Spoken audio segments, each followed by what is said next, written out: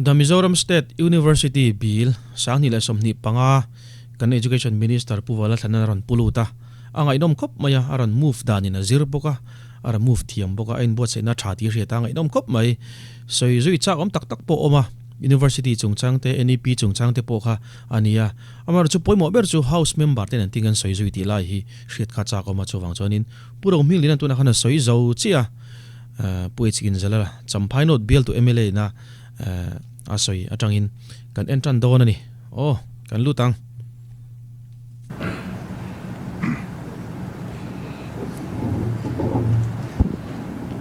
Speaker hun min pe ko wangin kalome the Mizoram State University Bill 2025 Bill thadeu mai lo lu thi lomam katia thilung takin lom thu kan soi ma saduani he bill hi sarkar ma sate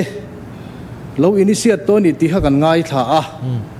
a lomam ka ti khop maya sarkar ma sate chunga po lom thu kan soi du a chuti rualin sarkar ma sate thil thati hi kan chun zom don ani kan ti lai te po hi takin a lo langani H.Ginzalala'n hi a smart kati na changa hre kati ka be sei ai na tha kati ya hei thil hote anga kan ngai hi alo dong song tu alo ngai tu tan khan anuamin karinga mani party thilti ani lo wanga soisel boy te tin mani party mi te thilti ani wanga alo luak chu khan fak luak te hengi hria ta hreom katia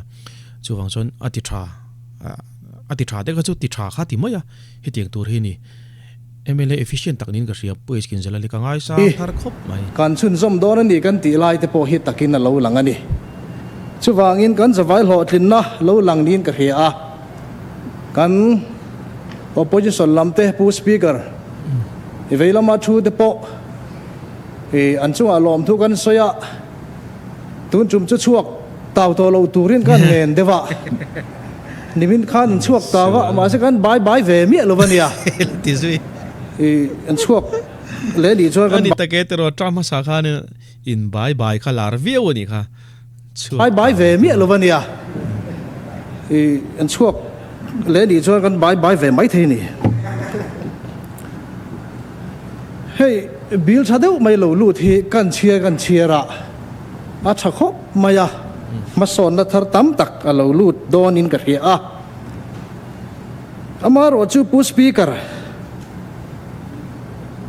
he bill hi kan kalani ti lam ni lovin ka do dalani ti na lam ni lovin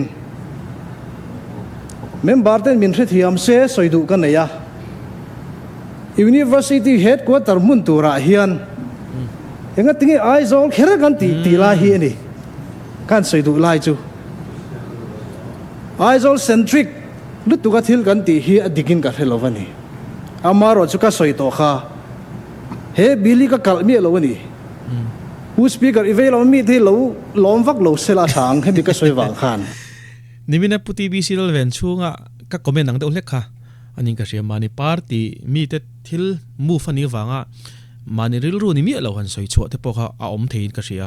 maro chu puti bisil han ka lo chik thina an ril ru tak tak in soi ngamin ka ria chumi chungchanga chonin H.Ginzalala'n fakapu kati fakom khop mai asoi kha di kalom an mani thlir dan atang chon mo pu speaker iveilo mi thi lo lom vak lo sela thang he mi ka soi wang khan thu pungin ka soi ve mai ni chuwangin ma son na kan ti hian ai zo pola ma puin thleng ve to se he thil ka soi na kher po ni lo opposition ho po an khi su mai long khi sela thil da po hianin ai zo centric ringo da ka thil kan ti hi dikin ka hello tu lai thiam na sang jok hi chuan regional development kan ti ya balance regional development an ti ya region tin hi amason dana hi ain khai ro langai ngawan dik chu churam chang kang jok te kal dan ni tlat mai ni keini pon heng te hi kan ko pi ngai to khop mai he india ram po hian in look east policy den on te kan wa nei khopasin delhi tlang atangin Mizoram top hi khochak top hian ron thlir ani ek east policy ten ti ni hengate Mizoram po hian in look east policy kan ti ve mai lo ka ti ni chu lúc chấm phái policy bao gần đi về ngay nè khó chắc lắm mi hỏi về tiền u chú vangin tu na hiền ai rồi trong chấm phái hi dar gar thum chung cả lấy cái này to connectivity kan dei thani engpo ni sela pu speaker khalam kha tiangan du tok menga na H.Ginzalala'n kan soya ngai ta ila ole chu tiang chuanin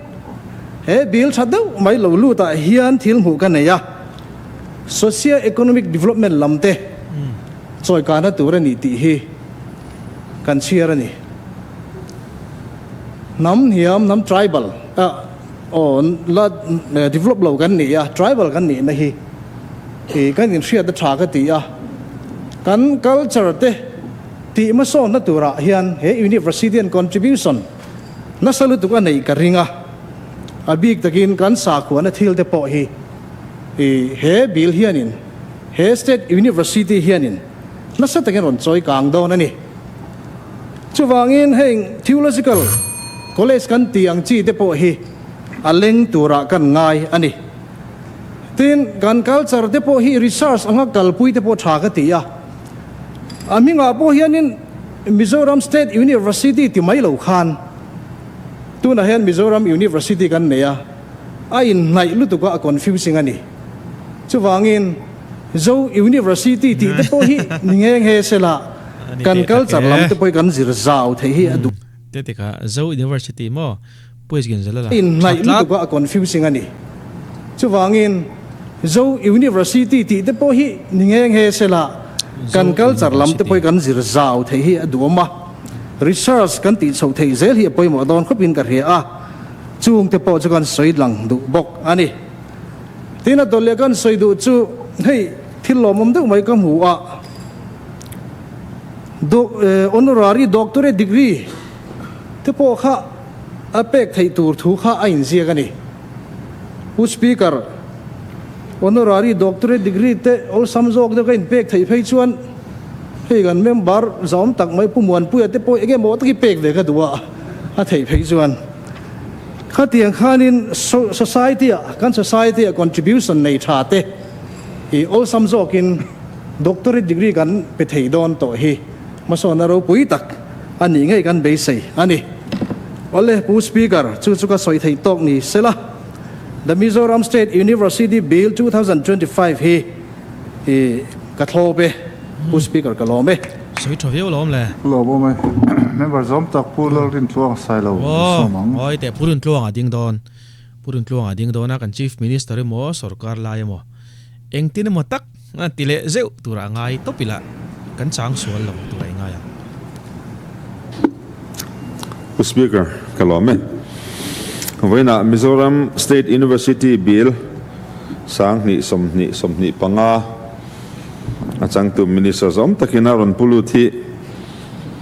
alung len thak ve hrimin ka hria university te high court te hi kan mi thiam te na ngai tu na an nei ma in Bangladesh ngopui ka ra kan lo ngai tu to thilania khata ngai tu rem na ron hon tu zinga khan university mu pa pakhat ma kanom lova apol azir sam bn ni maya tin high court ron hon tu rem na tu thunga ziak tu zinga khan court zia femia lo hi kha kan ni pu speaker suwan chon voinia hen ke po hi engatingai din vengot te po min ti mai theya amara chu heian lunga ti lenga kan ram nukpui ni ti ka hria da wangin ka support le kan education minister hi ain bua saina khanin he laya top at ada statement of object and reasons te hi chia chuak mai sela khanin han chia chuak mai se pass an dia se kan pass document ka ringa chuwain members om tak puru mila soyang khan voinia hian barlui university tia han soi thei mai tur de poni na chena omlai oma achan chu national education policy 2023 hi India rampuma man alo ni chhotak zela hian kumsa ni le somthum le panga tangchuan voinia kan university nei central university MZU kan ti de khu azir na lama in thurbik to lova research lam kalpuyen tumta ka wangin voinian university kan du mo kan du lo mo kan nei hiangai ta ni ti hi kan chiang vek tura kangaya helai abila hen chiang takina to bahana ron sia ka alomum ka tia tin state pakata university pakhat chau nei hi kanin zo tok to lo admission chung changa te po boi thak to le mai ti hi alangin ka hria chuti ral chon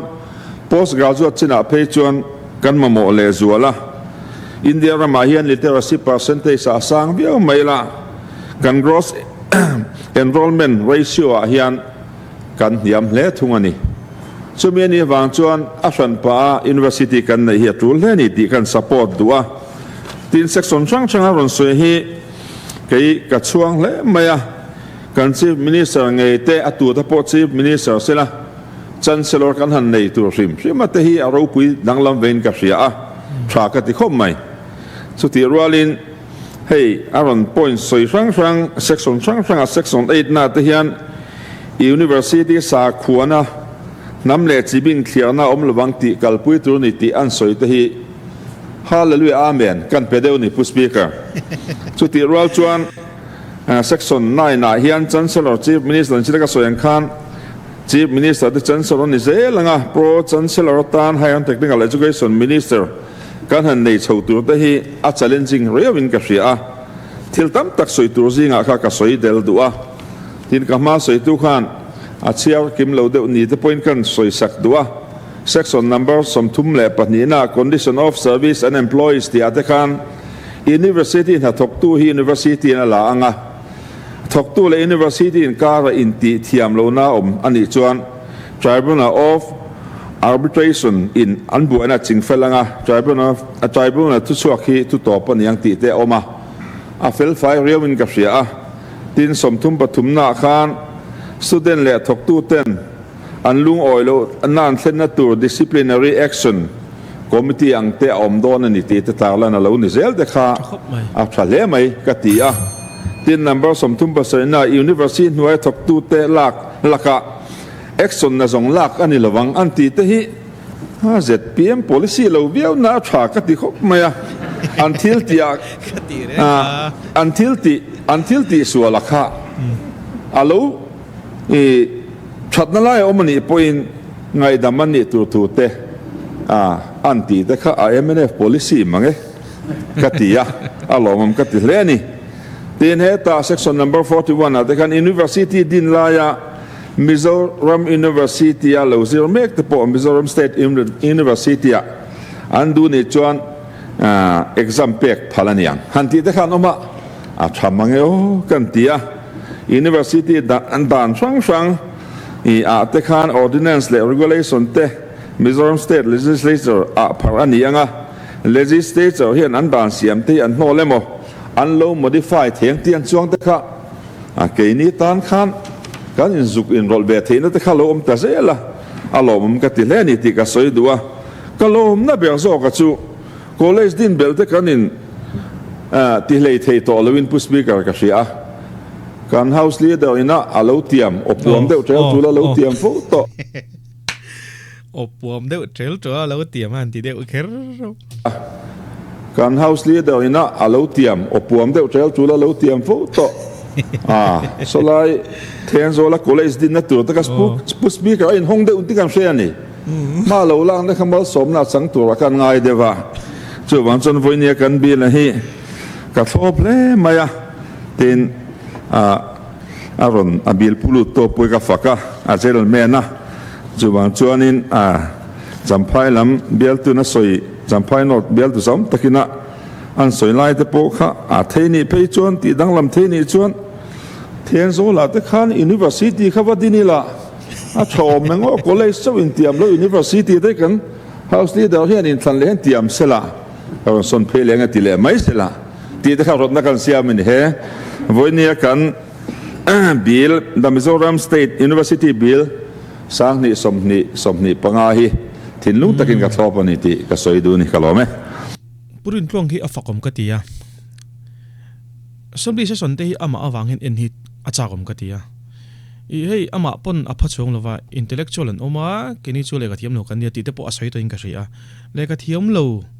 a ro po min zirmi tangning ka ria a finga thila chi ka atu sei ngai thak anom em ani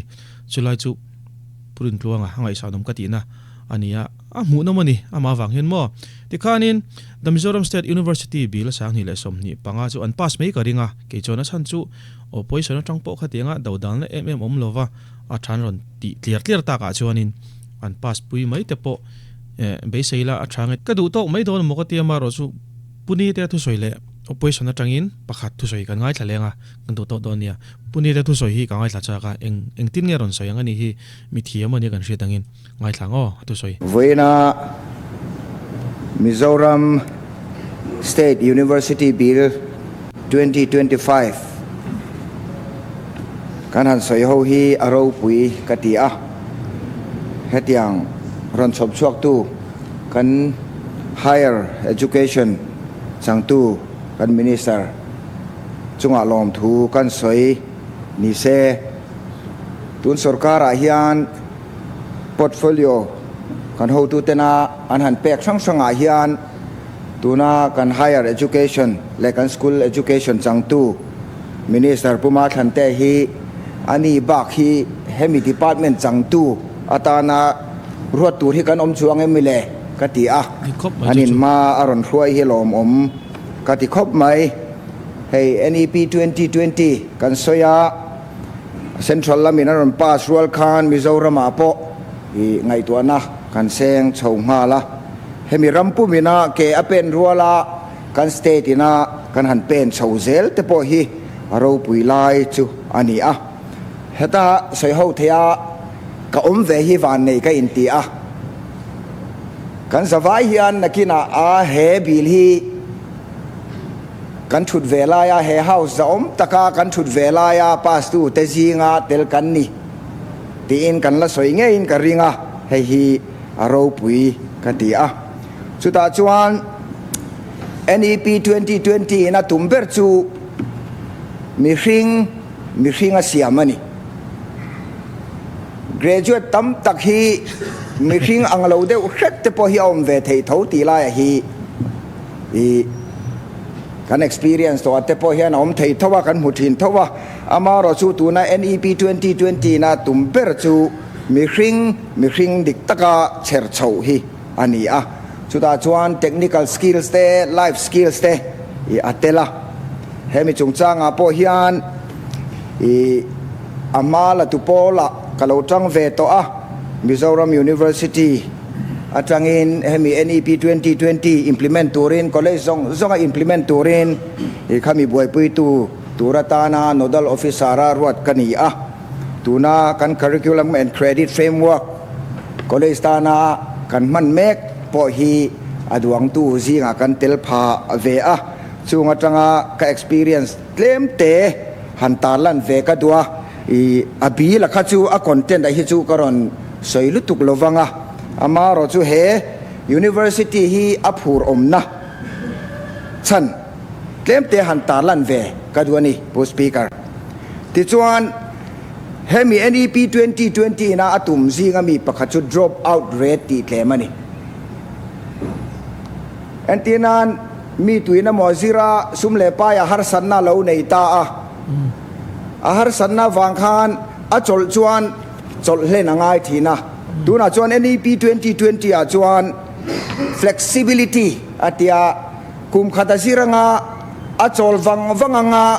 adu huna aron zom le thiang tiang te kha a om ta ni chu kum sari chunga a degree course ka kum sari chunga a zo kha chuan i a cholanga aron lut le ang khang flexibility te po kha a omani chuan flexibility danga om le a university pakhata azir lai khan university danga po ava in son thei thawani chutiang bok chuan university danga zir lai kha kan university a i aron zir thei tho ta ni khatia flexibility te po kha a om thei ta ti chuan heta po hian flexibility dang pakhat om le chu i offline a kan zir thei lai khan online te pon azir the ni chuta chuan kan du kha kan thlang the ni chutiang chuan NEP 2020 hian flexibility thadeu mai aron siama khang te kha tin zorin university kan han nei don ani a university kan nei chuan khang atan te po khan ruam man na kan siam thei dona ti chuan semester system hi aron ngai poimo ma semester system kan kal chuan tuna po kan kal chome kan ni amaro chu tun din muna chuan odd semester a chau khan admission kan ti theiani karirwa ka suang tuana chuan pu speaker university katte kan nei chuan semester tina khan admission kan nei theitlat chuta chuan hun kha kan pai atlem don ta ni student terem chan danin semester tina khan admission te kan la nei thei chuan university kan tang kai pui don ni ram chang ka nga chuan chi ti chuan kan kal vek to ti avangai nom ve kha tak khania puni te thu soi ka ngai thak chak na NEP chungchanga nodal officer ate po lo chang to ni a implement tu te jinga po atang ka changa ting ka thia chuwang chon atu soi ngai thla ka man la lu tuk tuna thil soi te ka thata ka ni kan la nei thei chuan university kan tang kai pui don ni ram chang ka nga chuan chi ti chuan kan kal vek to ti an kal vek to ti la ya kha ani ta chuan skill hi toy ten han soi le lok kan du a heta hian a sarkar department ang zong pon kan chan ho wangai le donin ka sia agriculture sector a skill sang kan nei thei ta university kan nei chuan khang ho le university kan course te a skill big chu agriculture department nen te horticulture department te nen te vet department te nen te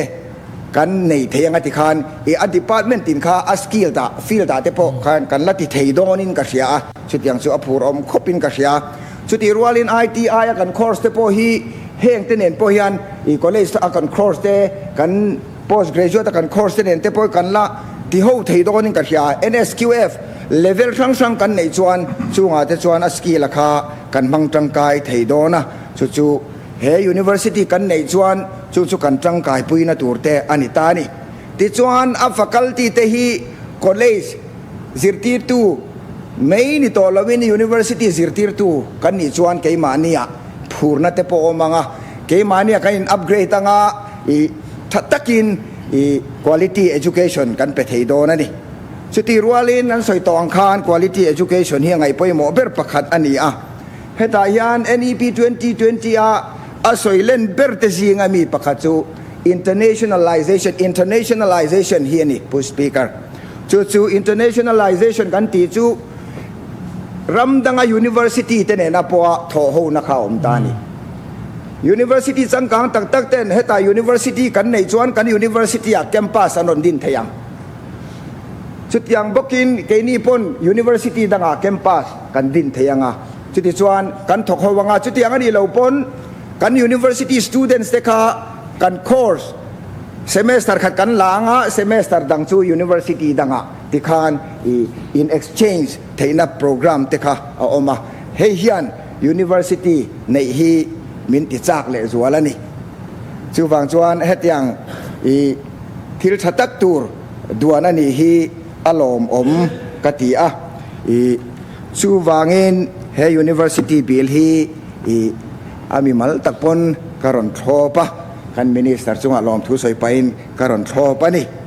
pu speaker kalome angai nam la mai ka soi khan puni te nge atu soi ngai thla ka no matin abeng war thak bokati khan ruling MLA ti mai la thu soi pani kan ngai thla to a opposition lama tangin pakhat kan ngai thlan kan du tok do nia soi vet hiya kom hi kalom le a nimina chung kolam van duaina awangin karon tel theilawa koi ka ti le a hey voinia kan bill a hi NEP 2020 be chana siam ani a atulna wangte inamin nor thlu ka wangaron piang chuak ani tila aswal tampui om love education is backbone of development anti angin India independence kan mu nu sang ka zakwa somli le pariat atang khan University Education Commission tite Secondary Education Commission tite Education Commission 1964-66 National Policy on Education NPE 1968 National Policy on Education 1986 Dr. TSR Subramaniam Committee Report 2016 Dr. K. Kasturiranga Committee Report May 2019 National Education Policy 2020 voi nia kan lo nei hi alo ni ta chu chuan NPE 1986 ka aron lualan ta ani nia hei voi na kan bil hi apoi mo champhai lama khan Mizoram State University Eastern Campus ti hi sarkar thara ron hon kanon tumang ti kha bial tu te kha kan non su du khau chuan hey kan in zona berchu na han zon tak tak a chuan khoi university chuak nge ti hi ani du khop maya di khop eng level apo na han zong ila DU JNU symbiosis tite kini kan pas chuan ange ne hu po kha tuna chuan kan pas chuan institute kha deemed university alone ni to ama certificate pethe university nei kha lo ni to chu wang chuan EP 2020 hian min insist awang te le hemi na athil tum bermai multidisciplinary institute din sang ni som thum nga chawa chuan kan thriat ang khan tuna MZU kan Central University nei ber aku again research institute ni to don awangin tilaya affiliated colleges kananti Mizoram mahen tunan somni le pati borvel oma chungte chu athei vek to don si lawa kan nei nge hi chu alo ngai ta chu ti lai kara chuan a quality ero hi chu kan ngai poimo fu a poimo in country nia hei state dang university nei to reng hian an chancellor hian hei point number 9 hian head of university hian chief minister hi chancellor anianga atia kan mu thei china chuan India rama hian West Bengal chia hian chief minister hi chancellor an la neya chu bila an pass wangani state dang zong hi chuan governor hi chancellor an nei vek ani voinia hian kanan soyang khan tu kan lo hun kal le zel tura kan university te quality zo ka kan chua the na tur hian engeni politics rong kai lo hi ni thei sela mi state tamzo kalpui ang ti hian kalpui ve ta ila athazo ka nge moti te ri ruwa kalo nei ve mai maya hetilai hi han non ta na tha omange te kan ti heituna Mizoram University Pathum kan neya Mizoram University Central University nia ICFA University kan neya National of Institute of Technology kan ti hi engeni deemed university kan ti ang ka ani John College affiliated hi somni pani borvel hi kan neya heng ho hi tuna kan MZU kan ti Mizoram State University nuai hian atamzo khichu affiliate tour ani to mel ani enga po chu ni sela state university hi NEP 2020 hian mandatory ani lo atia amaro chu engeni encourage tungani university state tina annei hi encourage sa achan chu engeni higher education access all nante regional development the nante le